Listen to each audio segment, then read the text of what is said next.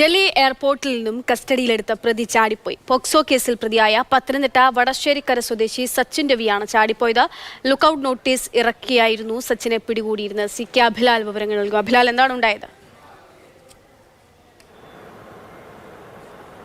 കഴിഞ്ഞ ദിവസമാണ് ഷാർജയിൽ നിന്നും സച്ചിൻ രവി ഡൽഹി വിമാനത്താവളത്തിലെത്തിയത്. പത്തനംതിട്ടയിൽ നിന്നുള്ള സൈബർ പോലീസ് സംഘം അവിടെ എത്തി ഇയാളെ കസ്റ്റഡിയിലെടുക്കുകയായിരുന്നു. ശേഷം ഡൽഹിയിൽ നിന്നും ബാംഗ്ലൂരിലേക്ക് വിമാനമാർഗം എത്തുകയും ശേഷം ബസ് മാർഗം പത്തനംതിട്ടയിലേക്ക് കൊണ്ടുവരികയുമായിരുന്നു. ഇതിനിടയിൽ ചെന്നൈക്ക് സമീപം കാവേരിപട്ടണം എന്ന സ്ഥലത്ത് പുലർച്ചെ വാഹനമെത്തിയപ്പോൾ യാത്രക്കാർക്ക് മൂത്രമൊഴിക്കുന്നതിന് സൗകര്യത്തിനായി ബസ് റോഡ് സൈഡിൽ നിർത്തി.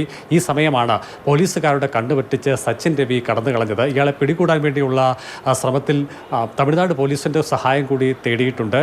ലുക്കൌട്ട് നോട്ടീസ് പുറപ്പെടുവിച്ചിട്ടുണ്ട് എന്നതിനാൽ തന്നെ തമിഴ്നാട്ടിലെ വിവിധ റെയിൽവേ സ്റ്റേഷനുകളിലും അതോടൊപ്പം തന്നെ പോലീസ് സ്റ്റേഷനുകളിലും ഇയാളുടെ ചിത്രം അടക്കം നിലവിൽ ഉണ്ട് എന്നുള്ളത് കൊണ്ട് തന്നെ വേഗത്തിൽ ഇയാളെ പിടികൂടാൻ കഴിയും എന്നതാണ് പ്രതീക്ഷിക്കപ്പെടുന്നത്. ഒപ്പം തന്നെ ഇയാളുടെ പക്കൽ രേഖകളോ അധികം പൈസയോ ഒന്നും തന്നെ ഉണ്ടാകാനുള്ള സാധ്യതയില്ല എന്നും പോലീസ് കണക്കാക്കുന്നുണ്ട്. എന്തായാലും സൈബർ പോലീസിൻ്റെ ഭാഗത്തു നിന്നുണ്ടായ വീഴ്ചയിൽ നടപടി ഉണ്ടാകാനുള്ള സാധ്യതയും ഈ ഘട്ടത്തിൽ തള്ളിക്കളയാനാകില്ല.